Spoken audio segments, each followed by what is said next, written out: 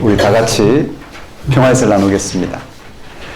하나님의 평강이 예배드린 모든 분들에게 가득하시길 바랍니다. 하나님의 평강이 모두에게 가득하시길 아멘. 서로 돌아보시면서요. 하나님의 평강이 하나님에게 오늘은 부활절입니다. 예수님께서 부활하셨습니다. 예수님의 부활은 이 세상 한가운데에 죄와 죽음을 극복한 새로운 생명을, 그래서 마땅히 우리 모두에게 계시되어야 할, 이루어져야 할 새로운 생명을 확증, 보증합니다. 예수님이 죽은 자로부터 부활하심으로써 죽음이 극복되는 생명에 이르게 하시는 하나님이 우리와 연결되게 되었습니다. 바로 여기서부터 이 땅의 삶은 죽음을 뛰어넘을 수 있게 되었습니다. 실질적으로 말입니다. 따라서 기독교인은 현재 일에 몰두함으로써 자기의 생명을 소진시키는 사람들과 달리 부활의 예수님을 통하여 계시된 살아계신 하나님에 의하여 죽음이 극복되는 생명에 참여하는 방식으로 살아가는 사람들입니다. 우리의 삶에 드리워 있는 죽음의 그림자는 예수님의 부활을 통하여 이미 극복되었습니다. 우리 기독교인들은 부활의 예수님을 믿음으로 살아계신 하나님과 연결되어 죽음이 극복되는 영원한 생명을 얻을 것입니다. 예배는 부활하신 예수님에게 계시된 하나님에 의한 죽음이 극복되는 생명에 참여하는 가장 분명한 시간입니다. 예배는 부활하신 예수 그리스도의 사건에 근거해서 이 세상이 하나님과 연결되어 하나님의 예수만 베풀어질 수 있는 죽음이 극복되는 생명을 얻게 하는 사건에 가장 분명히 집중하는 시간입니다. 예배는 우리의 운명을 부활에 이르게 하신 하나님께 맡김으로 죽음이 아닌 죽음조차 하나님의 영원한 생명의 장이라는 사실을 가장 분명히 헤아리는 시간입니다. 다 같이 부활절 주일 예배를 성부와 성자와 성령의 이름으로 드리겠습니다.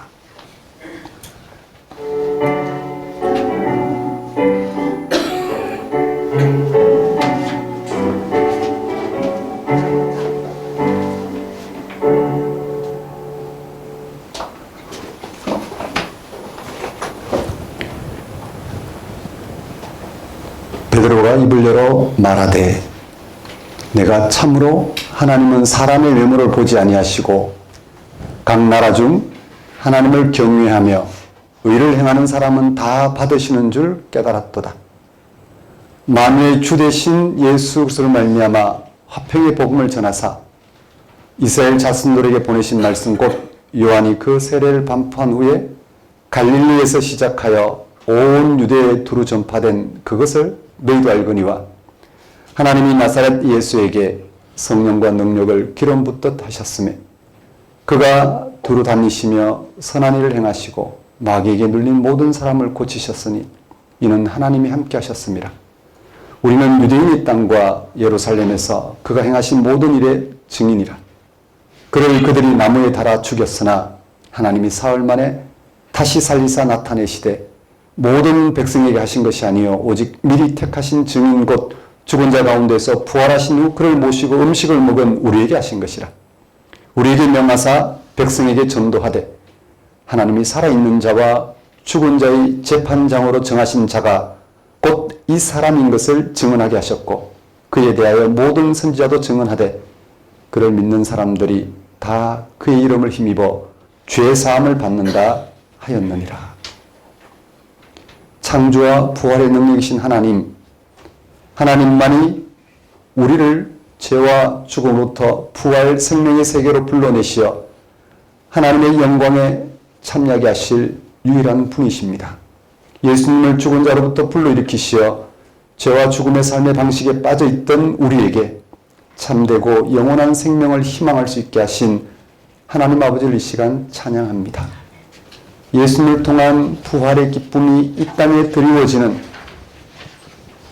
전쟁의 위협과 죽음의 공포, 대립과 분열의 길을 극복하고 이리와 어린 양, 표범과 송아지가 함께 있고 어린아이가 독사의 굴에 장난하듯 온 민족, 온 세계가 새로운 방식으로 살아가게 하는 참 능력을 알게 하신 하나님 아버지 크신 은혜를 이 시간 고백합니다.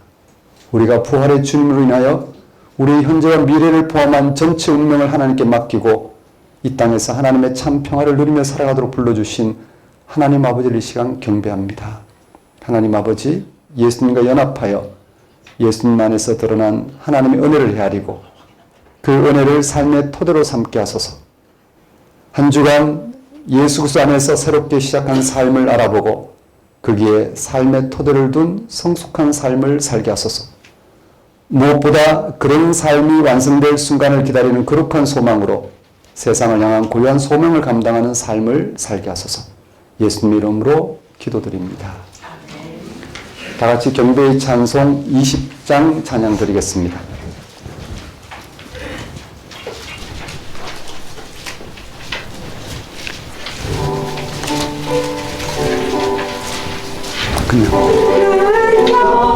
그냥 음악 없이 해주세요. 영광 중에 계신 주 나 찬송합니다.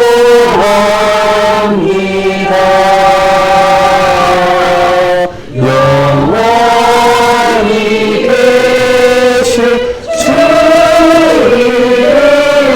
나 찬송합니다.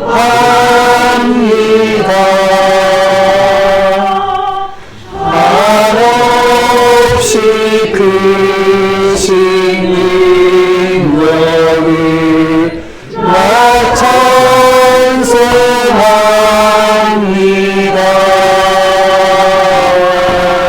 참되고 높은 나 찬송합니다. 온 천지 창조하시던 그 말씀이 있어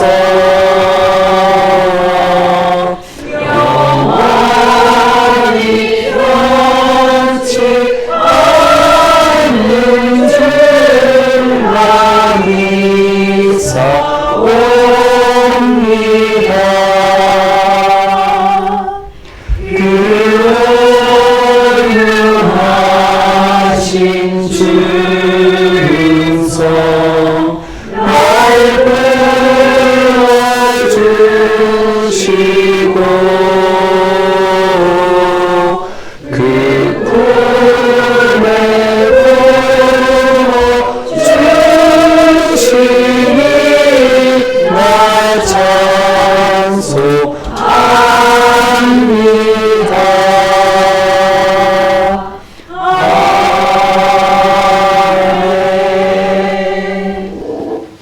네, 우리 다 같이 사도신경으로 신앙 고백하시겠습니다. 나는 전능하신 아버지 하나님 천지의 창조주를 믿습니다. 나는 그의 유일하신 아들 우리 주 예수 그리스도를 믿습니다. 그는 성령으로 잉태되어 동정녀 마리아에게서 나시고 본디오 빌라도에게 고난을 받아 십자가에 못 박혀 죽으시고 장사된 지 사흘 만에 죽은 자 가운데서 다시 살아나셨으며 하늘에 오르시어 전능하신 아버지 하나님 우편에 앉아 계시다가 거기로부터 살아있는 자와 죽은 자를 심판하러 오십니다. 나는 성령을 믿으며 거룩한 공교회와 성도의 교제와 죄를 용서받는 것과 몸의 부활과 영생을 믿습니다. 아멘. 이 시간은 참회 시간입니다.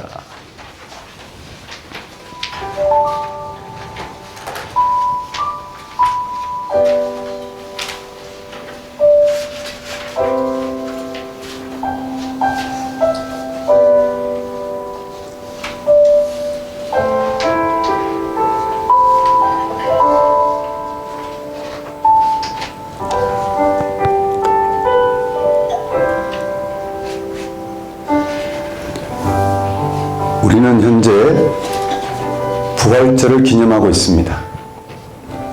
우리에게 가장 확실한 것은 죽을 수밖에 없다는 사실입니다. 이런 확실한 사실 앞에 나사렛 출신의 예수라는 인간이 죽은 자 가운데서 살아나셨다는 소식은 기이한 것입니다. 또 우리도 죽음에서 벗어날 수 있게 되었다는 사실을 우리는 수긍하기 어려운 것입니다. 그렇지 않겠습니까? 2000년 전에 일어났다고 하는 부활절 이야기가 죽음으로 끝나는 우리의 운명에 어떤 영향을 미친다고 어떤 결정적인 영향을 미친다고 수긍하는 것은 참으로 귀귀한 일이지 않겠습니까? 만일 어떤 사람이 자기가 꿈에 형용할 수 없는 수학적 원리를 발견했다고 말하면 우리는 현재 우리가 알고 있는 수학적 원리를 심각하게 의심해야 하겠습니까? 우리가 옛 기록에서 어떤 고대인들이 자기네 지도자가 다시 살아났다고 하는 것을 읽는다는 이유만으로 어떻게 우리의 죽음의 확실성을 뒤로하고 새로운 가능성을 받아들일 수 있겠습니까? 다시 말하면 우리의 절망적인 운명인 죽음이 어떤 기록이나 이야기 같은 것에 의존해서 그냥 극복될 수 있는 차원이 아니라는 것입니다. 죽음을 이긴 부활절 신앙은 그런 기록이나 이야기 같은 차원에 근거하고 있지 않습니다. 누가 그렇다고 해서 그렇게 되는 것은 아닙니다. 부활절 이야기는 전적으로 다른 사실을 우리에게 가르쳐주고 있습니다. 그것은 실제로 부활하신 분에 의하여 우리가 부활을 알아보고 받아들이게 된다는 사실입니다. 부활의 현실에 의하여 우리가 부활을 인식하고 경험하게 된다는 사실입니다. 우리를 부활신앙으로 인도하는 것은 부활에 대한 기록이나 이야기 그 자체가 아닙니다. 믿는 사람들이 믿습니다 하는 것으로 처리되는 게 아닙니다. 그런 기록이나 이야기가 전하고 있는 부활하신 분에 의해서 우리가 부활의 세계를 인식하고 신뢰하게 됩니다. 실제 부활하신 분의 현현 가운데에서 부활하심으로써 우리에게 현실로 다가온 사건에 의해서 우리는 부활의 세계를 알아보게 되는 것입니다. 예수님의 제자들이 부활을 어떻게 믿게 되었는지 보십시오. 예수님께서 살아생전에 죽은 자 가운데서 부활하실 거라는 것을 제자에게 말씀하셨지만 그게 하나님의 일이라는 것을 말씀하셨지만 그들은 믿지 못했습니다. 부활의 아침에 제자들은 빈 무덤을 보고도 믿지 못했습니다. 제자들은 무덤에서 부활하신 예수님이 그들을 만나 주실 때야 비로소 부활을 알아보고 믿을 수 있었습니다. 예수님의 말씀도 빈 무덤도 제자들을 부활신앙으로 인도하지 못했습니다. 제자들이 부활신앙은 그 길을 인도하는 다른 실질적인 사건이 일어났기 때문입니다. 바로 부활하신 예수님이 제자들을 만나주신 사건 말입니다. 거기서 그들은 예수님의 모든 사역이 자신들이 알아보고 경험한 부활 사건, 이 한 가지를 가리키고 있다는 사실을 깨달았습니다. 이 사건 이후에 그들은 예수님이 살아생전에 행하셨던 모든 사역에서 부활을 이루게 하는 하나님 나라를 실질적으로 바라볼 수 있게 되었습니다. 제자들은 예수님이 네 죄가 용서받았다고 선포하시고 병자를 고쳐주신 사건에서 인류의 죄를 용서하시고 부활 생명을 얻게 하시는 하나님 나라를 발견할 수 있었습니다. 그들은 예수님이 죽은 자를 향하여 일어나라, 나사로를 향하여 일어나라고 말씀하시고 죽은 자를 살리신 사건에서 모든 인류의 운명인 죽음도 무너뜨릴 수 있는 하나님 나라를 생생한 현실로 드러내고 있다는 사실을 발견할 수 있었습니다. 그들은 예수님이 수고하고 무거운 짐진 자들아 다 내게로 오라고 하신 말씀에서 세상 모든 사람의 근심과 고통에서 벗어나게 할 뿐만 아니라 생명 충만하게 하는 하나님 나라의 현실을 발견할 수 있었습니다. 제자들이 부활의 예수님을 만나기 전에는 예수님의 사역에서 현실로 임하고 있는 하나님 나라를 도무지 알아보지 못했습니다.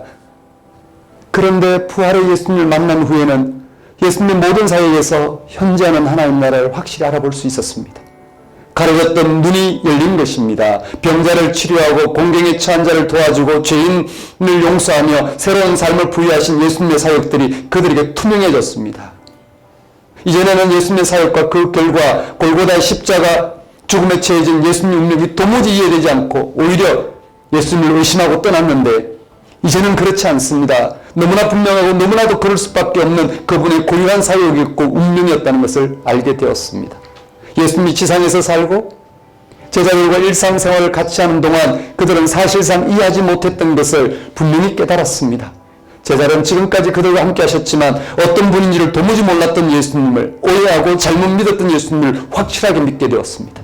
그는 하나님 아버지의 영혼으로부터 왔고 잠시 세상에서 제자들과 같은 인간으로 함께 사셨지만 그는 결국 죽은 자 가운데 부활하심은 영원한 생명을 취하시고 그것을 선물로 세상에 주신 하나님의 아들 그리스도시라는 사실을 그들은 충분히 믿을 수 있게 되었습니다. 이처럼 예수님은 부활하셨고 우리와 함께 하셔서 부활의 세계로 인도하시기 때문에 우리의 부활 신앙이 가능한 것입니다. 그렇지 않다면 다른 어떤 것, 우리의 고백, 행위, 기억, 증언들로는 죽음을 물리치는 부활 신앙 불가능합니다. 우리가 만일 부활의 주님께 의존하지 않거나 제자들처럼 부활의 주님에 의해 부활의 세계에 눈이 밝아지지 않으면 우리는 죽음을 이기는 부활 신앙은 불가능합니다. 하나님과 연결되어 살아계신 하나님을, 산자나 죽은 자의 모두의 생명을 부여하시는 하나님을 우리는 발견하지 못할 것입니다. 그렇게 되면 우리는 부활의 주님을 만나기 이전 제자들처럼 무지할 것입니다. 우리는 그럴 수 없습니다. 부활절의 이야기를 통해 실제로 예수님이 죽은 자 가운데 부활하셔서 우리를 만나주심으로 가능하다는 사실에 귀를 기울여야 합니다. 그러면 부활하신 분에 의해서 죽음이 당연한 세상의 질서를 무너뜨리고 죽음이 극복되는 새로운 생명의 세계에 우리가 참여하게 될 것입니다. 사랑하는 성도 여러분, 한 주간을 돌아보십시오. 정말 부활 이야기는 우리는 귀가 닳도록 들었습니다. 그러나 그 부활의 실질은 우리가 믿는 하나님, 그것도 세상을 창조하셨다 할 만한 하나님, 이 세상의 근원이라는 만한 하나님이 구체적인 한 인간을 통해서 나타내 보이신 사건이 부활입니다. 하나님은 살아계십니다. 우리는 살아있으나 죽은 자와 같은 운명을 지고 살아갑니다. 우리와는 다른 방식으로 살아계신 하나님이 예수 그리스도를 통해서 하나님의 생명사건, 하나님이 우리와 함께 하셔서 우리를 통해서 이루시고자 하는 그 생명을 이루셨습니다. 더 이상 우리는 자기중심적으로 살아갈 이유가 없습니다. 이 땅에 주어진 한 번뿐인 이 삶을 하나님과 연결되어 하나님의 영원한 생명을 지금 우리의 생명을 알아보고 거기서 이루어지는 생명 충만함을 통해서 세상을 사랑하며 세상을 섬기며 세상 모든 사람들이 취해야 될 생명을 우리가 드러내고 소망하면서 살아가는 이런 삶을 살아갈 수 있게 되었습니다. 이 시간 다시 한번 하나님과 연결되어 하나님의 생명을 예수의 부활 사건을 통해서 하나님과 연결되어 하나님의 생명을 알아보고 그 생명 충만한 삶을 살아갈 수 있도록 하나님께 회개와 간구를 드리도록 하십시다.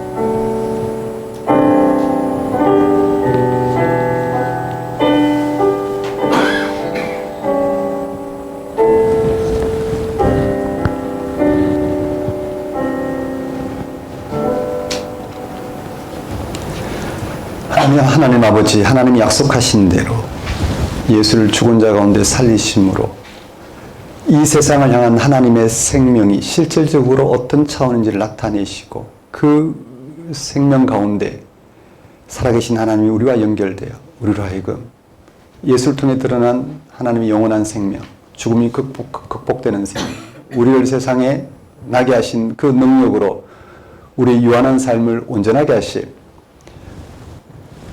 그 하나님을 오늘 우리 하나님으로 받아들이고 그 하나님의 생명을 우리의 생명을 받아들이고 살아갈 수 있게 하신 그 큰 은혜를 우리가 굳게 붙들고 세상을 바르게 대하며 살아갈 수 있도록 인도하여 주옵소서. 하나님의 생명이 얼마나 놀라운지 헤아리는 만큼 이 땅에 주어진 우리의 모든 삶의 순간이 선물임을 깨닫고 생명 충만한 삶을 살아갈 수 있음을 주님, 저희 모두가 고백하며 그렇게 또 한 주를 살아갈 수 있도록 인도하여 주옵소서. 예수님 이름으로 기도드립니다. 다 같이 영광송 5장 찬양 드리겠습니다.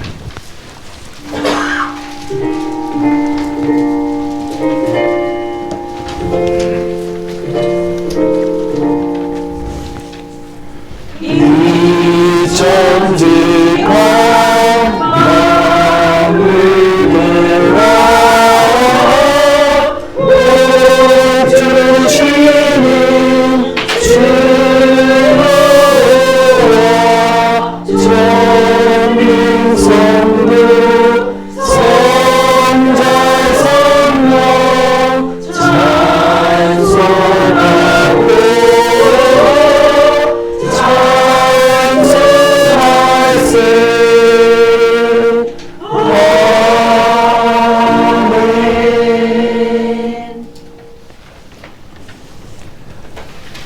저는 봉헌 시간입니다. 봉헌 찬송 76장 찬양 드리면서 준비한 예물 하나님께 봉헌하도록 하겠습니다.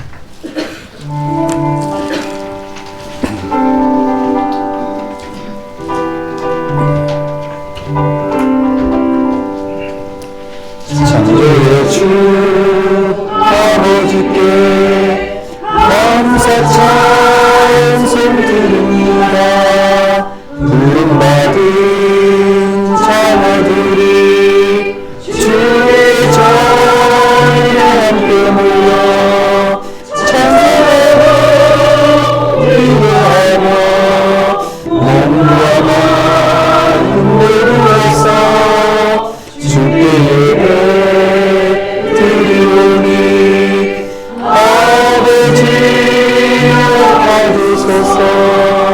은혜의 주 구세주여 용서하여 주옵소서. 오늘 많은 죄인들이 주님 앞에 예배하니 거듭나게 해주시고 말씀으로 성장하여 서로 사랑하며 하나 되옵소서. 능력의 주 성령이여 새 마음을 주옵소서.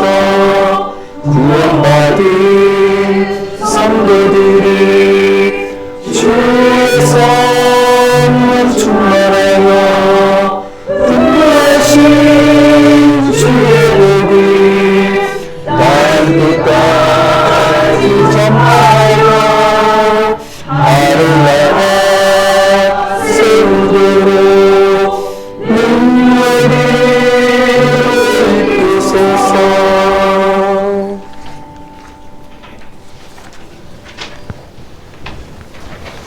세상을 창조하시고 다스리시며 마지막 때 부활의 능력으로 완성하실 하나님 아버지, 십자가에 달리시고 무덤에 붙이신, 그래서 완전히 생명이 끊긴 하나님의 아들 예수 그리스도를 하나님께서 아무도 예상하지 못한 방식으로 다시 살리셨습니다.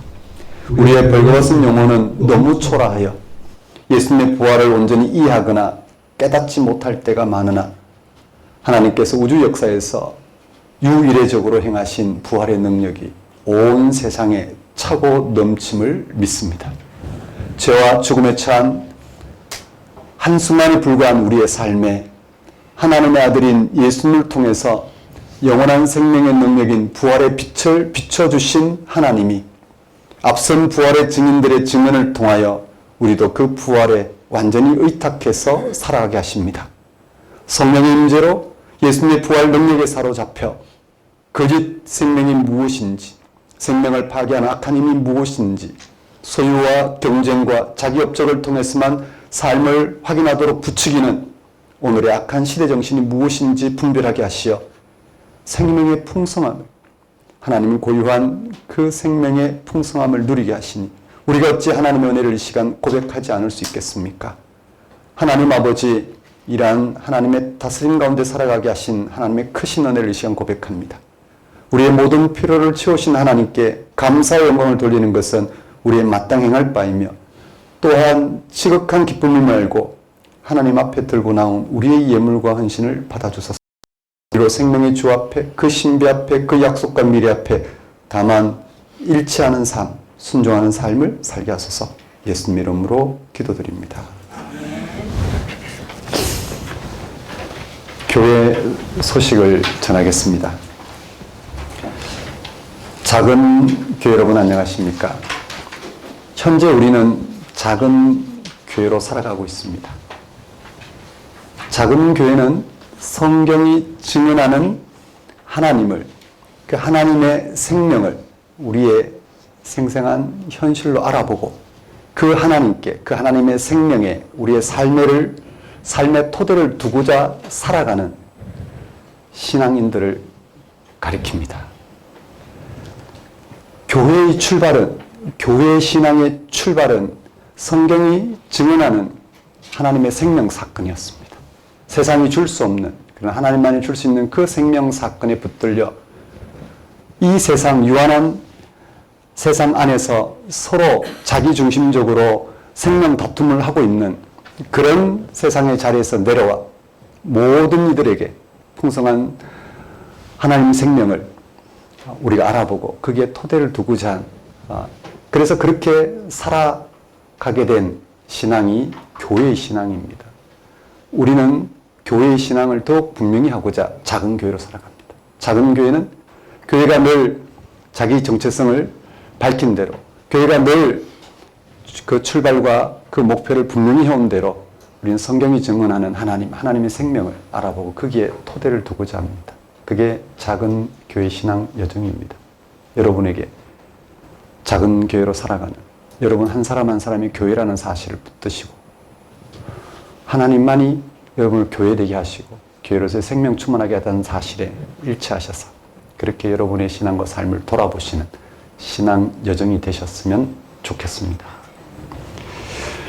네, 성경 공부, 작은 교회로서 성경이 증언하는 하나님의 생명을 분명히 알아보고자 하는 성경 공부가 시작되었습니다. 강사는 세 사람입니다. 저 윤은태와 우리 박종진 목사, 문현진 목사, 그렇게 지난 한 주 공부를 진행했습니다. 각자에게 정말 살아계신 하나님이 풍성히 많은 그런 과정이 되셨으면 좋겠습니다. 4월 4주간 예배 안내입니다. 오늘은 4월 20일, 4월 셋째 주 노원구 근영백화점 5층에서 드리고 있습니다. 다음 주, 마지막 주죠. 다음 주는 가평 산속 전원마을에 있는 작은 교회입니다. 올해가 세 번째인데요. 주소와 그 오는 과정 주보에 실려 있습니다. 참고해 주십시오.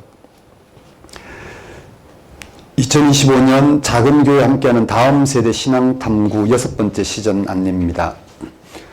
주기도를 통한 하나님 나라의 여행인데 한마디로 말하면 신구약 성경에서 기도를 어떻게 말하고 있고 우리가 어떻게 기도할 수 있는지를 살펴보면서 기도가 무엇인가 또 기도의 모범으로서 가르쳐 주신 주기도를 통해서 우리가 실제로 기도를 배울 겁니다. 그리고는 우리의 기도는 어떤 식으로 할 수 있는지 기도까지 하는 그런 시간을 가질 겁니다. 세 번째는 그렇게 기도가 무엇인지를 알아보고 참된 기도를 배운 우리가 이제 기도하는 사람으로 살아간다고 했을 때 어떤 성찰, 분투, 전망 가운데 있는지를 가지고 여러분과 나누면서 기도가 삶의 아주 중요한 양식이 되었으면 합니다. 그러니까 우리가 기도해야지 하는 기도에 머물면 곤란합니다. 기도해야지 하면서 우리는 기도를 아무리 해도 좀 부족하고 또는 기도 좀 하면 그것으로 마치 신앙이 성립된 듯한 그런 기도 말고 하나님과 우리의 관계 속에서 그렇죠. 하나님과 우리의 관계 속에서 그 하나님 함께 하시는 삶을 살아가고자 했을 때 자연스럽게 오늘 우리 가운데 이루어지는 그런 태도 그게 기도이죠. 우리는 말로 하는 기도 또 어떤 신앙 행위로 하는 기도를 넘어서서 실제로 하나님 아버지가 함께하는 사건에 의해서 우리가 바랄 수 있는 걸 바라고 또 우리의 부족함을 고하고 거기에 하나님이 우리에게 어떤 식으로 응답하시는지를 내다보면서 그런 응답을 우리의 필요성을 넘어서서 우리의 모든 필요성을 채울 만한 참된 사건으로서 우리가 바라면서 그렇게 기도하는 그런 삶을 산다고 했을 때 얼마나 자연스럽고 우리의 신앙에 있어서 우리의 신앙을 분명히 하는데 얼마나 중요한 요소가 될까 그렇게 우리 기도를 좀 배웠으면 합니다. 우리는 기도가 뭔지 잘 모른 채 기도부터 했죠. 그래서 1부, 2부, 3부로 구성된 이런 기도에 대한 부분들, 그동안 말씀 공부해온 과정에서 우리가 확인할 수 있는 그런 기도의 영역을 좀 여러분과 함께 나누고자 합니다. 해서 우리 작은 교회가 기도가 무엇인지를 공부하고 그리고 다음 세대와 소통하는 시간과 또 작은 교회가 작은 교회와 함께 기도가 무엇인지를 소통하는 시간, 이렇게 두 부분으로 진행할 예정입니다. 주보에 보시면 다음 세대 신앙탐구의 가이드가 있습니다. 우리 한 분이 빠졌는데요. 누락이 됐습니다. 또 참가하는 다음 세대도 있고요. 그 다음 작은 교회 신앙탐구의 가이드, 참가하는 작은 교회가 있습니다. 해서 5월 1일, 2일, 5월 첫째 주, 둘째 주, 그 다음에 6월 첫째 주, 둘째 주, 7월 첫째 주, 둘째 주, 마치고 바로 1박 2일 캠프로 우리 기도에 대한 부분을 공부하도록 그렇게 하겠습니다. 그리고 가이드 신앙 탐구 공부는 이번 주일, 오는 주일 금요일 저녁 10시에 있습니다. 4월 25일이죠. 10시에 제1부 기도에 대해서 좀 다루고자 합니다. 가이드가 아니신 분들도 이 기도에 대해서 좀 공부하고자 하시는 분들은 들어오셔도 괜찮습니다. 또 우리 각 작은 교회 단위로도 소개를 할 겁니다. 원고도 드리고 또 함께 또 나누기도 하고 다양한 방식으로 우리 작은 교회가 기도가 무엇인지를 실질적으로 알고 기도하는 자리에 설 수 있도록 그렇게 안내하도록 하겠습니다. 헌금에 대한 문의는 주부를 참고하시면 될 것 같습니다. 그럼 오늘 우리에게 주신 하나님 말씀 보겠습니다.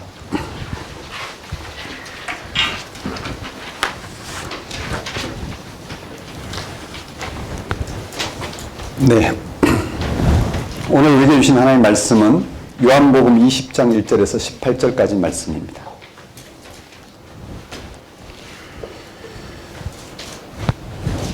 오늘 우리에게 주신 하나님 말씀은 요한복음 20장 1절에서 18절까지 말씀 제가 받들어 봉독하겠습니다. 안식 후 첫날 일찍이 아직 어두울 때 막달라 마리아가 무덤에 와서 돌이 무덤에서 옮겨진 것을 보고 시몬 베드로와 예수께서 사랑하시던 그 다른 제자에게 달려가서 말하되 사람들이 주님을 무덤에서 가져다가 어디 두었는지 우리가 알지 못하겠다 하니 베드로와 그 다른 제자가 나가서 무덤으로 갈새 둘이 같이 다름질을 하더니 그 다른 제자가 베드로보다 더 빨리 달려가서 먼저 무덤에 이르러 구부려 세마포 놓인 것을 보았으나 들어가지는 아니하였더니 시몬 베드로는 따라와서 무덤에 들어가 보니 세마포가 놓였고 또 머리를 쌌던 수건은 세마포와 함께 놓이지 않고 딴 곳에 쌌던 대로 놓여 있더라. 그때야 무덤에 먼저 갔던 그 다른 제자도 들어가 보고 믿더라. 그들은 성경에 그가 죽은 자 가운데서 다시 살아나야 하리라 하신 말씀을 아직 알지 못하더라. 이에 두 제자가 자기들의 집으로 돌아가니라. 마리아는 무덤 밖에 서서 울고 있더니 울면서 구부려 무덤 안을 들여다보니 흰옷 입은 두 천사가 예수의 시체에 누웠던 곳에 하나는 머리편에 하나는 발편에 앉았더라. 천사들이 이르되 여자여 어찌하여 우느냐 이르되 사람들이 내 주님을 옮겨다가 어디 두었는지 내가 알지 못함이니이다. 이 말을 하고 뒤로 돌이켜 예수께서 서 계신 것을 보았으나 예수이신 줄은 알지 못하더라. 예수께서 이르시되 여자여 어찌하여 울며 누구를 찾느냐 하시니 마리아는 그가 동산지기인 줄 알고 이르되 주여 당신이 옮겼거든 어디 두었는지 내게 이루소서 그리하면 내가 가져가리이다. 예수께서 마리아야 하시거늘 마리아가 돌이켜 히브리 말로 랍오니 하니 이는 선생님이라는 말이라. 예수께서 이르시되 나를 붙들지 말라. 내가 아직 아버지께로 올라가지 아니하였노라. 너는 내 형제들에게 가서 이르되 내가 내 아버지 곧 너희 아버지 내 하나님 곧 너희 하나님께로 올라간다 하라 하시니 막달라 마리아가 가서 제자들에게 내가 주를 보았다 하고 또 주께서 자기에게 이렇게 말씀하셨다 이르니라.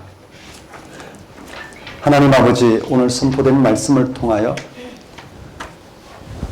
십자가에 달려 죽으신 예수께서 죽은 자 가운데 살아나신 사건을 통해서 오늘 우리 가운데 드러난 부활의 세계, 하나님의 생명의 세계를 정말 가장 분명한 현실로 알아보는 그런 은혜를 누릴 수 있도록 인도하여 주옵소서.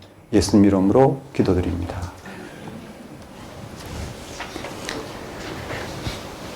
오늘 설교 본문은 요한복음 20장 1절에서 18절까지 말씀이고 제목은 마리아의 부활 경험입니다.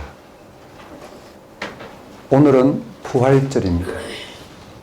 우리 기독교 신앙을 가능하게 한 가장 중요한 사건인 부활을 기념하는 날, 기념하는 절기입니다. 십자가에 달려 죽은 예수님은 부활하셨습니다. 죽음이 극복된 영원한 생명으로 살아나신 것입니다. 그뿐 아니라 그를 통하여 우리도 죽은 자의 부활에 참여하게 되었습니다. 이러한 부활 사건이 우리 기독교 신앙의 출발이자 과정이자 목표입니다. 사도 바울은 기독교 신앙에 대하여 다음같이 선언했습니다. 그리스도께서 만일 다시 살아나지 못하셨으면 우리가 전파하는 것도 헛것이요 너희 믿음도 헛것이며. 여러분은 이런 부활에 관한 이야기를 들으면 무슨 생각이 드시는지요?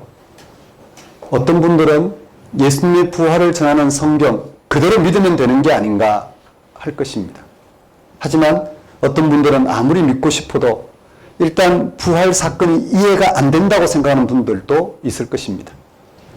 기독교인이 아닌 분들은 기독교가 주장하는 예수님의 부활을 종교에 미친 사람 말로 취급하면서 자신들과는 상관없는 것으로 여깁니다.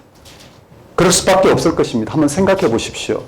세상 사람들의 생각을 지배하는 현대 자연과학이 예수님의 부활을 받아들일 수 없게 합니다.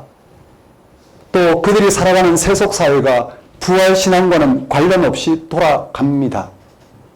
오늘날 기독교인 대다수도 이런 시대 정신에 깊이 물들어 있어서 부활신앙을 진지하게 대할 수가 없습니다.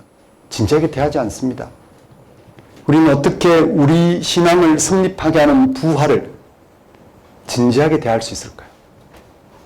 우리가 부활신앙에 진지해지려면 일단 부활이 어떤 차원인지를 알아야 합니다. 부활이 무엇인지를 알아야 합니다. 그리고 부활을 우리가 어떻게 경험할 수 있는지도 우리가 알아야 합니다. 복음서에 나오는 예수님의 부활은 이야기 구조로 되어 있습니다. 예수님이 직접 등장하고 그것을 경험한 사람들이 나옵니다.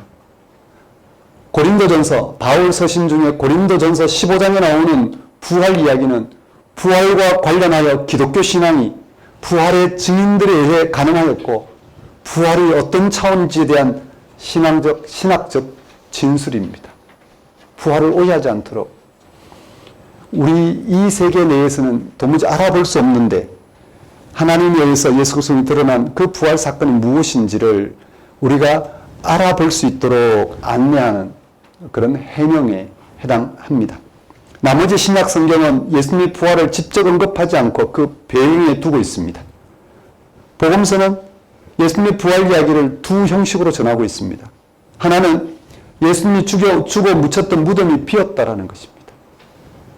다른 하나는 죽어 무덤에 묻혔던 예수님이 제자들 앞에 나타났다는 것입니다.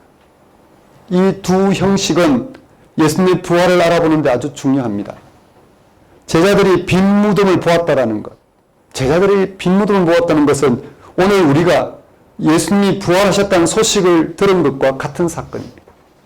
제자들에게 빈 무덤은 오늘 우리에게 누군가가 예수님이 부활했다는 소식을 들려주는 것과 같은 역할을 합니다. 제자들은 빈 무덤을 보고도 예수님이 부활하셨다는 것을 믿지 못했습니다. 누가 시체를 가져갔거나 아니면 도둑 맞았다고 생각합니다. 오늘 우리도 마찬가지입니다. 우리도 예수님의 부활 소식을 듣고도 믿지 못합니다. 제자들이 예수님의 부활을 믿게 된 것은 실제로 부활하셔서 제자를 만나주셨기 때문입니다. 부활이 실제로 발생했기 때문에 제자들은 발생한 사건에 의해서 그 부활을 실제로 인식하게 되었고 경험하게 되었고 그래서 그들이 본 빈 무덤이 예수님의 부활을 가리킨다는 사실을 그들은 확인하게 되었습니다. 오늘 우리도 예수님이 부활했다는 소식을 듣습니다. 하지만 그것만으로 부활을 실제로 믿을 수 없습니다. 예수님이 부활했다는 사실에 근거하여 부활의 세계를 실제로 인식하고 경험해야 합니다. 오늘 설교 본문은 예수님의 부활을 최초로 목격한 여러 여인들 중에 특별히 한 여인을 통하여 예수님의 부활에 대하여 증거하고 있습니다. 막달라 마리아입니다. 그녀는 예수가 십자가에 달려 죽어가는 현장에 있었습니다. 그녀는 예수님의 죽음을 매장하는 현장에도 있었습니다. 그녀는 빈 무덤을 최초로 발견하고 부활한 예수를 보았던 여인이었습니다. 그녀는 예수님의 죽음과 부활을 경험한 완전한 증인입니다. 요한복음은 예수님의 무덤을 찾아온 여자는 막달라 마리아 한 사람뿐이라고 전합니다. 여자들 중에서는요. 막달라 마리아가 혼자 예수님의 무덤에 와서 빈 무덤을 발견하고 또한 부활하신 예수님을 만나서 그를 알아보게 된 이야기는 부활에 관한 다른 모든 이야기보다 가장 섬세합니다. 가장 섬세합니다. 요한복음은 막달라 마리아의 부활 경험에 초점을 둔 섬세한 이야기를 통하여 제자들에게 발생한 부활의 경험을 전하려는 의도인 것 같습니다. 또한 제자들이 증언을 통해서 오늘 우리가 어떻게 부활 신앙에 참여할 수 있는지를 가장 섬세한 방식으로 전하려는 의도입니다. 본문은 다음과 같이 시작합니다. 요한복음 20장 1절 말씀을 보십시오. 안식 후 첫날 일찍이 아직 어두울 때에 막달라 마리아가 무덤에 와서 돌이 무덤에서 옮겨진 것을 보고, 막달라 마리아는 안식일 다음날 아직 어둠이 채 그치기 전에 시신을 수습하기 위해 무덤으로 갔습니다. 예수님의 시신이 안치된 무덤은 동굴 형태로 입구는 돌로 막아놓습니다. 마리아가 무덤에 도착해서 보니 무덤 입구를 막았던 돌이 치워져 있었습니다. 여기서 무덤이 열려 있다는 것은 예수님의 시체가 없어졌다는 것을 가리킵니다. 이게 마리아에게는 전혀 예상하지 못한 상황이었습니다.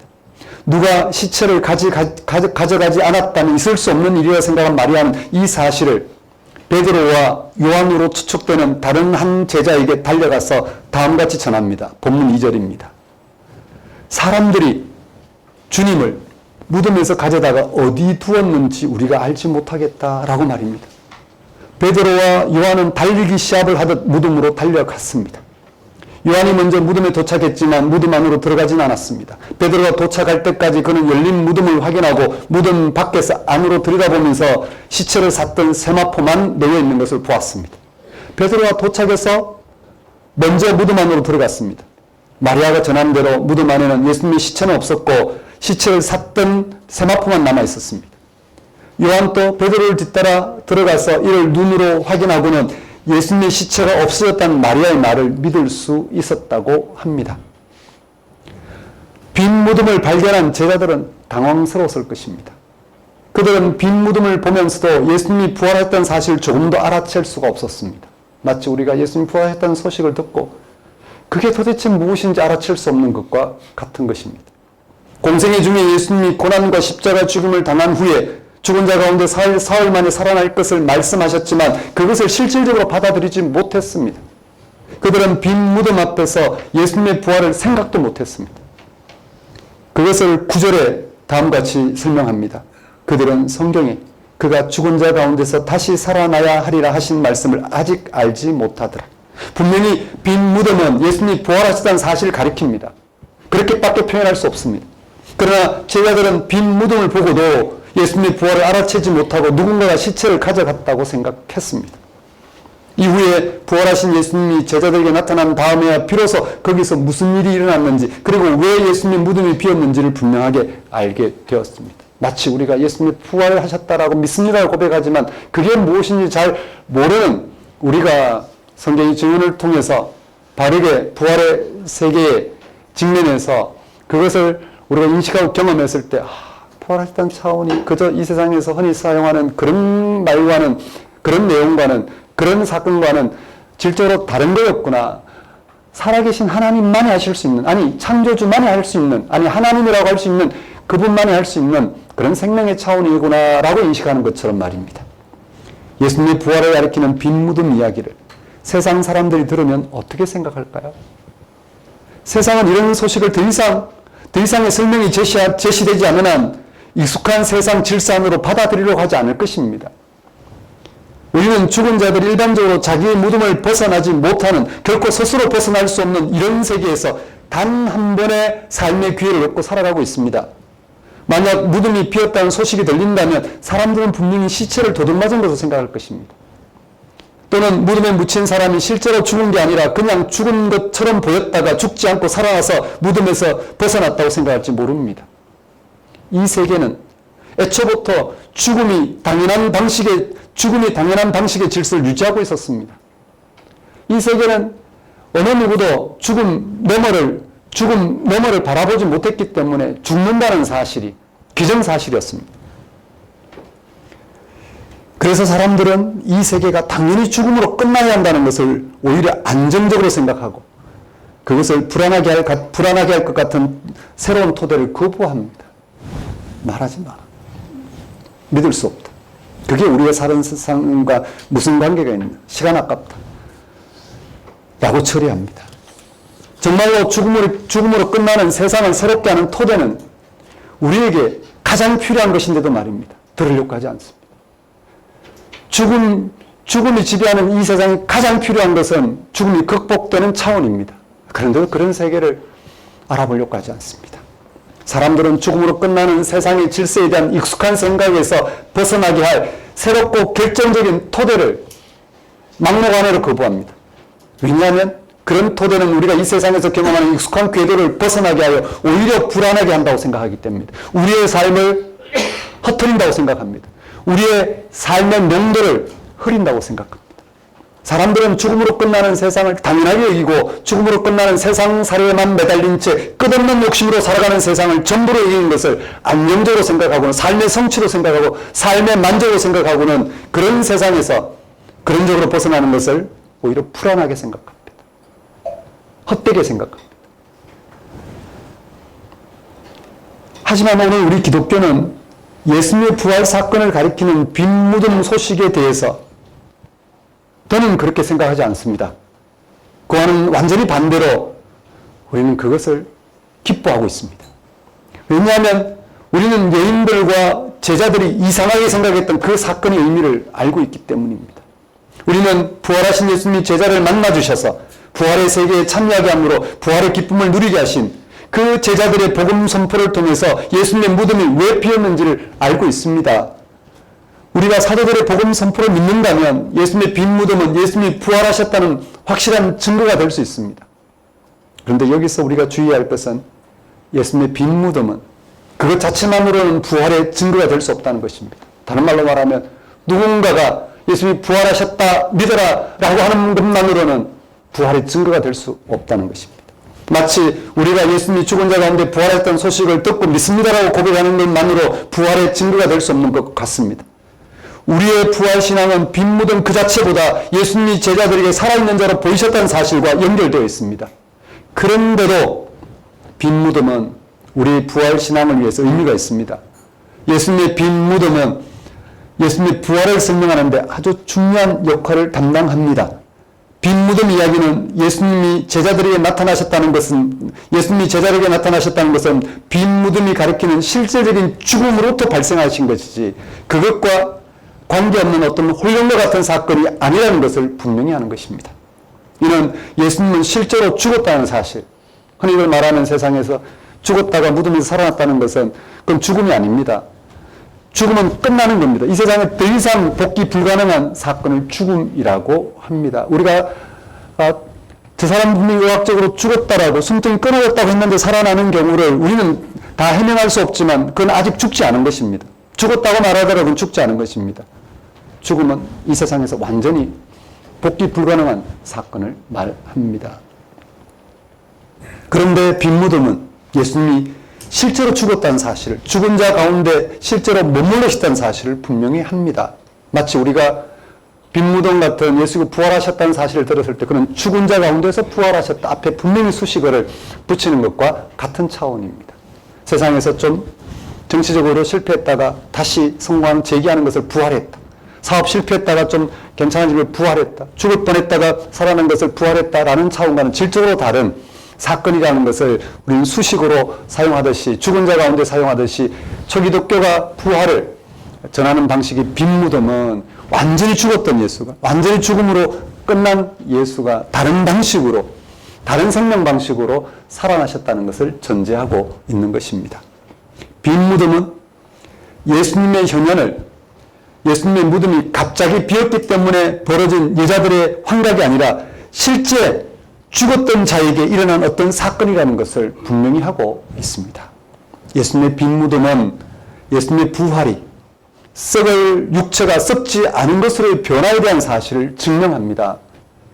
이는 단순히 다시 죽을 몸으로 살아났다거나 또는 죽지 않았다는 뜻이 아니라 실제로 죽었지만 실제로 새로운 영원한 생명으로 변화되었다는 뜻입니다. 이것은 사도 바울이 고린도전서 15장에서 우리가 이 세상에서 생명을 알고 있던 모든 것이 변하게 될 것이라고 진술한 그 변화를 말합니다. 이렇게 진술합니다. 죽은 자들이 썩지 아니할 것으로 다시 살아나고 우리도 변화되리라. 이 썩을 것이 반드시 썩지 아니할 것을 입겠고 이 죽을 것이 죽지 아니함을 입으리라. 이건 그렇게 이상한 게 아닙니다. 우리는 100년 전에는 이 세상에 흔적도 없었습니다. 근데 지금 우리가 존재하고 있는 것처럼 우리의 이 세상의 존재도 그런 것처럼 부활의 세계로 우리가 새롭게 존재하는 것도 그런 차원이라는 것입니다. 예수님의 빈 무덤은 우리의 유한하고 죽을 생명이 하나님의 영원한 생명으로 새롭게 변화하는 부활의 역사가 일어났다는 차원에서 부활의 의미를 분명하게 전해주고 있습니다. 이렇게 예수님의 빈 무덤은 우리에게 익숙한 죽음의 역사가 끝나고 죽음이 극복되는 생명의 역사가 시작된 것을 말합니다. 여기서 죽음은 무엇이고 생명은 무엇일까? 우리가 늘 이야기하죠. 죽음과 생명을 이야기하는데 성경의 근거에서 예수님 부활 사건의 근거에서 죽음은 무엇이고 생명은 무엇일까? 죽음은 우리가 한 번 죽어야 한다는 사실만을 가리키는 게 아닙니다. 죽음은 우리의 일생을 뒤덮는 우리의 모든 삶을 전적으로 부정하는 사건입니다. 죽음은 우리가 세상에 살아간 모든 삶을 실제로 아무런 의미 없게 만드는 것입니다. 죽음은 우리의 삶을 아무런 가치 없게 만드는 사건입니다. 그래서 우리를 철저하게, 우리의 모든 삶을 철저하게 헛되게 만드는 부정입니다. 이러한 죽음이 극복되고 영원한 생명을 얻게 되는 사건이 바로 예수님의 부활로 시작된 부활의 역사입니다. 부활의 역사는 죽음이 주장하는 세상에서 죽음을 극복하고 영원한 생명에 이르게 하는 사건입니다. 예수님의 부활을 통하여 계시된 영원한 생명은 하나님에 의한 죽음이 극복된 생명을 말합니다. 이 살아계신 하나님과 함께, 이는 살아계신 하나님과 함께 그분의 생명 안에서 살아가는 생명을 말합니다. 그것은 하나님과 하나 되는 가운데, 하나님과 연결되는 가운데에서 우리에게 주어지는 생명입니다. 영원한 생명은 하나님에서 나온 생명이 하나님과 영원히 하나가 되는 것으로 완성되는 생명입니다. 이런 말이 어렵지 않았으면 좋겠습니다. 영원한 생명은, 죽음이 극복된 생명은 하나님에서 나온 생명, 우리의 지금의 이 생명 현상이 하나님과 영원히 하나가 되는 것으로 완성되는 생명입니다.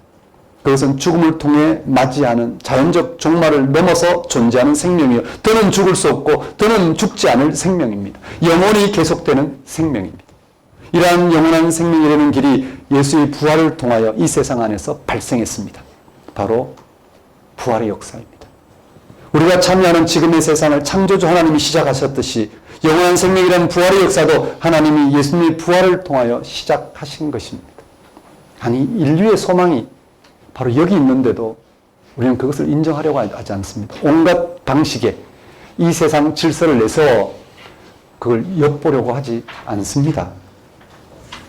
빈 무덤이 전하는 예수님의 부활이 우리에게 최종적인 것이 죽음이 아니라 거기서 벗어나는 영원한 생명에 이르는 새로운 역사가 시작된 것을 보증한다면 지금 우리의 삶의 방식은 달라질 수밖에 없습니다. 아니, 우리의 삶이 죽음으로 끝나는 게 아니라 죽음이 극복된 생명을 얻는데 그 의미가 있다는 사실을 안다면 우리의 지금의 삶은 달라질 것입니다. 오늘날 사람들은 이 세상에서의 삶의 조건이나 소유, 성취 등을 통하여 구원을, 참 생명의 충만을 모색합니다. 행복을 모색합니다. 왜냐하면 그들은 죽음을 뛰어넘는 다른 세계를 알지 못할 뿐만 아니라 받아들일 수 없고 믿을 수 없기 때문입니다. 우리는 모두 이러한 세상에 익숙해 있습니다. 그래서 우리는 자신의 생명 완성을 세상 익숙한 방식으로 찾고 있습니다. 이와 달리 이런 세상과 거리를 두는 것이 곧 기독교 신앙입니다. 이 세상에서 성취할 수 있는 모든 것과 거리를 두는 것입니다.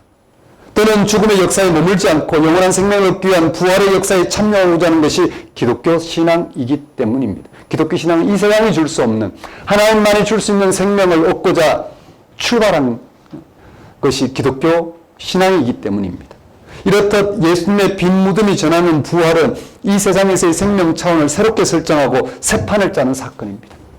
사도 바울은 고린도전서 15장 19절에서 이렇게 말합니다. 만일 그리스도 안에서 우리가 바라는 것이 다만 이 세상의 삶을 뿌리면 모든 사람 가운데 우리가 더욱 불쌍한 자라.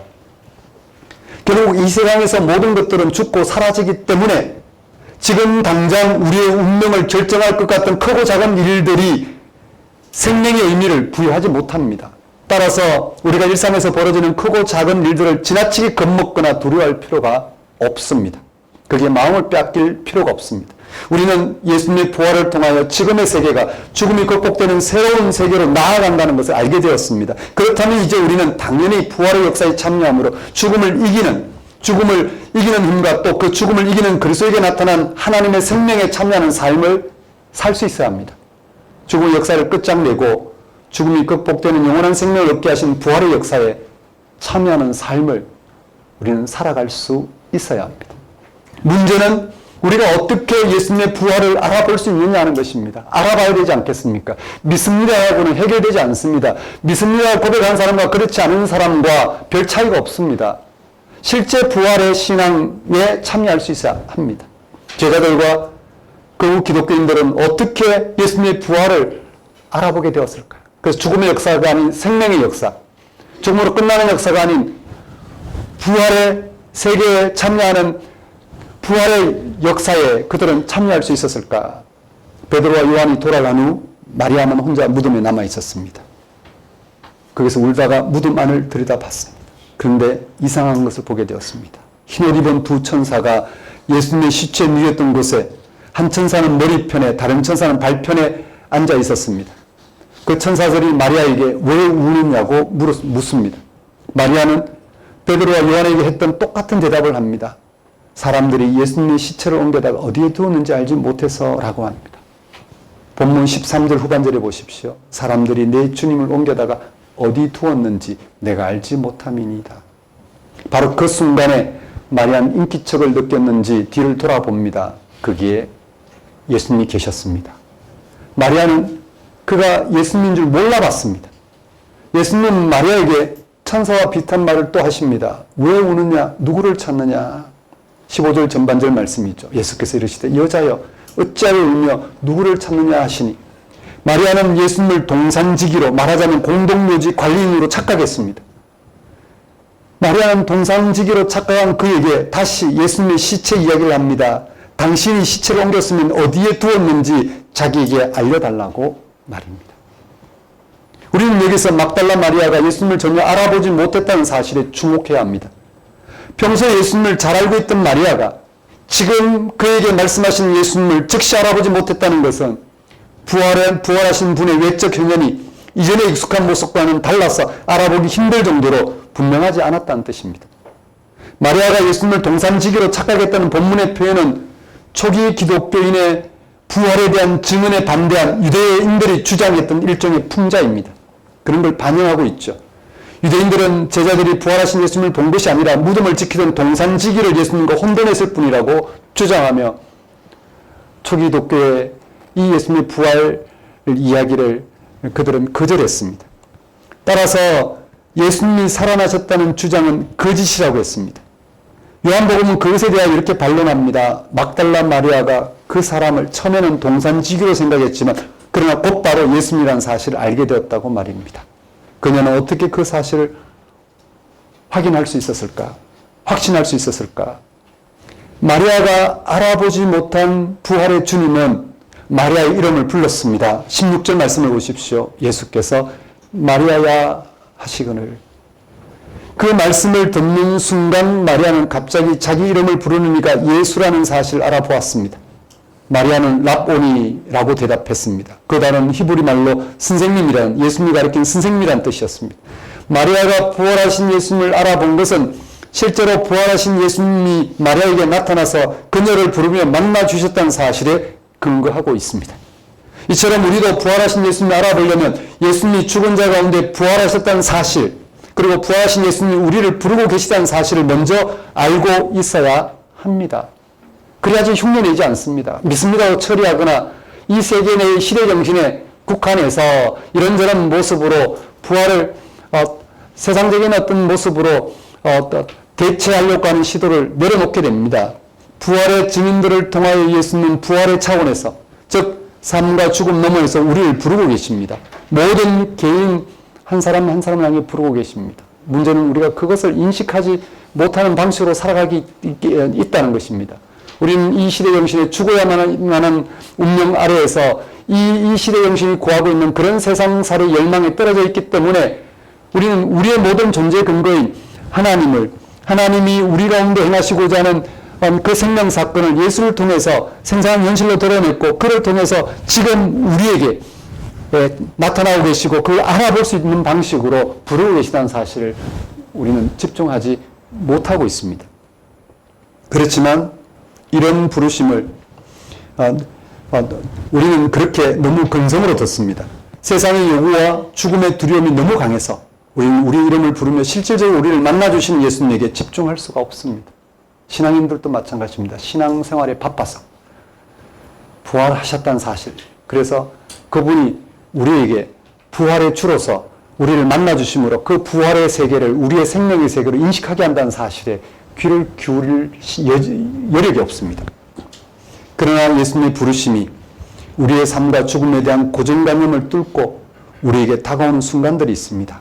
마치 빈 무덤에서 없어진 시체 때문에 근심하고 있는 마리아를 만나주신 것처럼 말입니다. 우리는 이런 부르심에 귀를 기울여야 합니다. 그러면 마리아처럼 부활의 주님을 알아보게 됩니다. 이런 순간을 통하여 우리는 우리의 익숙한 삶과 죽음의 차원을 넘어 부활의 세계를 실질적으로 인식하고 경험해 나갑니다. 그럴수록 부활의 주님은 모든 순간에 우리를 만나주시고 부르고 계신다는 사실이 명백해질 것입니다.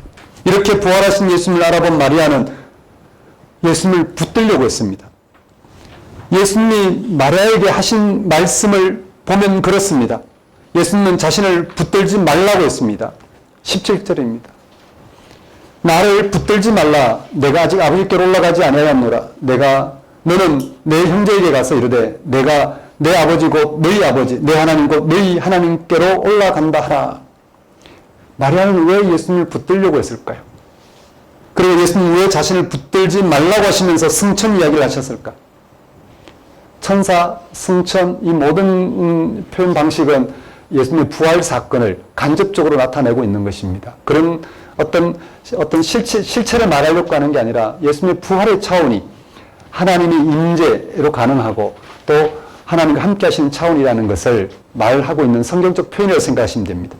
마리아가 예수님인 줄 알아봤을 때 그녀는 다시 예전의 관계를 회복하여 자신을 비롯한 제자들과 함께 지상에서의 삶을 나누는 차원으로 오해했습니다. 부활의 주님이 지금 세상에 함께 하셔서 세상 살이의 열망을 채워줄 분으로 마리아는 다시 붙들려고 했다는 말씀입니다. 그녀는 부활하신 예수님 이전의 제자들과 함께 하셨던 방식대로 함께 하러 오신 것으로 착각하여 그런 만남의 기쁨을 붙들려고 했던 것입니다. 그런 마리아에게 예수님은 자신을 붙들지 말라고 하시면서 아버지에게로 올라가야 한다고 말씀하셨습니다. 아직 올라가지는 않았으나 곧 올라간다고 합니다. 이것은 예수님의 승천을 가리킵니다. 부활하신 예수님의 승천 이야기는 마가복음, 누가복음, 사도행전 등에도 나옵니다. 예수님의 부활을 증언하면서 승천을 함께 하신 이유는, 언급하신 이유는 부활과 승천이 같은 사건이기 때문입니다. 우리에게 있어서 부활은 이 세상의 삶이 근본적으로 극복되는 차원이지, 부활이 이 세상의 삶을 뭔가 우리가 바라는 방식으로 기대치를 채우는 그런 것과는 질적으로 다르다는 것을 말하고 있는 방식입니다. 부활하신 예수님이 마리아에게 자신이 승천할 것이라고 말씀하실 때 그 강조점은 부활이 승천과 같은 사건이라는 사실에 초점이 있습니다. 부활과 승천은 시간과 공간의 영역을 초월한다는 사실을 전제할 때 분명합니다. 지금 예수님은 승천 이야기를 통하여 부활하신 예수님은 은폐된 생명의 주이신 하나님과 하나 되셨다는 사실을 전하고 있습니다. 죽음을 극복해 하신 하나님 생명을 구체적으로 취하시고 영원한 하나님 생명과 하나가 되셨고 생명의 주가 되셨다는 사실을 가리킵니다. 이는 우리가 부활하신 예수님의 형태를, 즉 하나님과 하나 되신 예수님의 구체적인 모습을 볼 수 없다는 것입니다. 그러나 이미 부활의 주가 되신 예수님이 우리를 부르신 사건을 통하여 우리가 응답할 때 우리는 부활하신 예수님을 통해 부활의 역사를, 주님이 계신 곳 부활의 역사를, 영원한 생명을 인식할 수 있게 된다는 사실을 가리키기도 합니다. 부활하신 예수님을 붙잡을 수는 없지만 그를 알아보고 그의 부활을 통하여 계시된 영원한 생명에는 휩싸일 수 있다는 말씀입니다. 부활의 주심을 끌어와서 지금 나와 함께하는 삶에서 내가 살아가는 방식으로 구체화할 수는 없지만, 그러나 내 삶을 부활의 주님과 관계하여 부활의 역사에 참여함으로써 부활에 이르게 하는 그 생명을 나의 생명으로는 취할 수 있다는 것을 드러내고 있는 형식입니다. 이렇게 부활하신 예수님이 마리아를 만나주시고 그를 부르시고 그에게 죽음을 극복한 부활의 세계를 계시하셨습니다. 너무나도 분명한 방식으로. 그 결과 마리아는 다음과 같이 부활을 증거할 수 있었습니다. 18절입니다. 막달라 마리아가 가서 제자들에게 내가 주를 보았다 하고 또 주께서 자기에게 이렇게 말씀하셨다 이러니라. 사랑하는 성도 여러분, 막달라 마리아는 빈 무덤에서 부활하신 예수님의 현현으로 부활을 경험했습니다. 우리는 그런 방식으로 부활을 경험할 수는 없습니다. 마리아와 그 뒤로 부활의 주님을 만난 몇몇 제자들에게만 해당되는 방식입니다. 그러나 우리는 그들의 증언을 통하여 그들과 똑같은 부활 경험에 이를 수는 있습니다. 그들은 부활하신 예수님을 직접 경험했지만 그를 붙잡을 수 없었습니다. 부활은 어떤 구체적인 지상 생명의 형태가 아니라 이미 하나님과 하나 되신 생명 사건이기 때문입니다. 우리는 부활의 증인들의 증언을 통해 부활의 주님이 되신 예수님이 부르시는 소리를 들을 수 있습니다. 이미 부활하셔서 우리에게 부활의 세계를 나타내시고 그것을 인식하고 경험하게 하시는 그 부활의 주님의 소리를 우리는 들을 수 있습니다. 그리고 그들이 경험한 똑같은 부활의 세계를 경험할 수 있습니다. 우리는 복음서의 여러 증언과 서신의 여러 증언을 통해서 초기 기독교의 부활 신앙 안으로 들어갈 수만 있다면 예수님을 직접 못 본 사람들이 하더라도 마리아처럼 부활 신앙을 경험할 수 있습니다. 더 나아가 부활의 증인이 될 수 있습니다. 사람들에게도 예수님이 부활하셨다. 그런데 그 부활이 무엇인지, 어떤 차원인지, 그리고 어떻게 그것을 인식하고 경험할 수 있는지를, 그리고 그들의 경험이 어떤 경험인지를 우리는 나눌 수 있습니다. 그렇게 우리는 부활의 증인으로 살아갈 수 있습니다. 그렇게 되었으면 좋겠습니다. 그런 경험과 증인으로서의 신앙이 아니라면 우리의 모든 신앙생활은 모래 위에 집을 세우는 것과 다를 게 없습니다. 기독교 신앙은 그야말로 요란했다가 한순간에 사라지는 그 무엇과 불과할 것입니다. 오늘 포함하여 7주간 부활 절기가 진행됩니다. 이 7주간 부활 절기 동안 여러분 부활 신앙에 깊이 뿌리를 내리는 시간 되시길 바랍니다.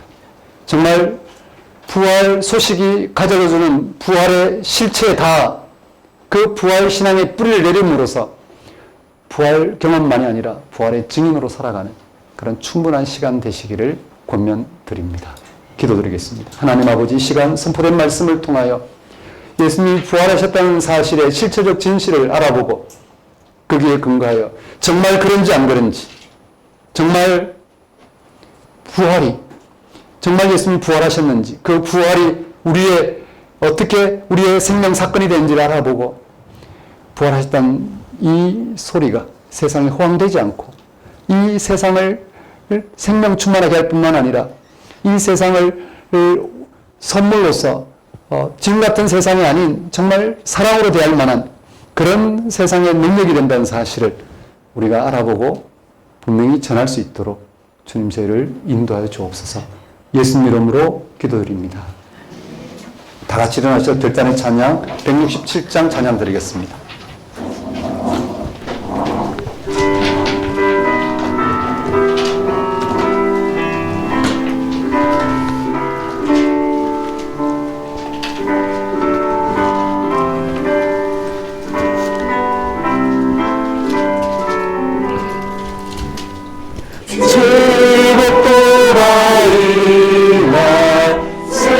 세세할 날 사망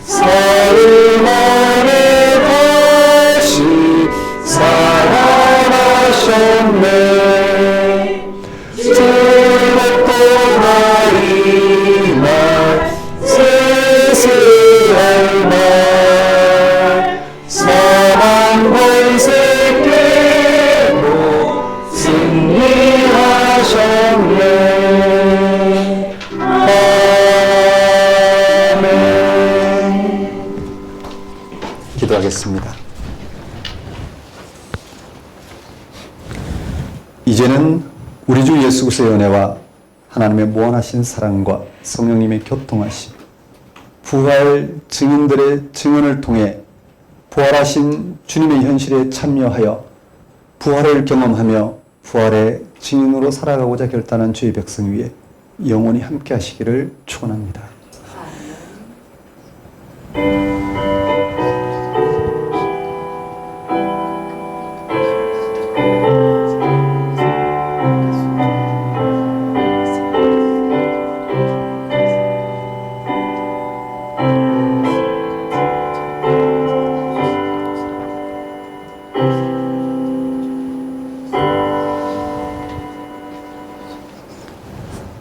예배를 마치겠습니다.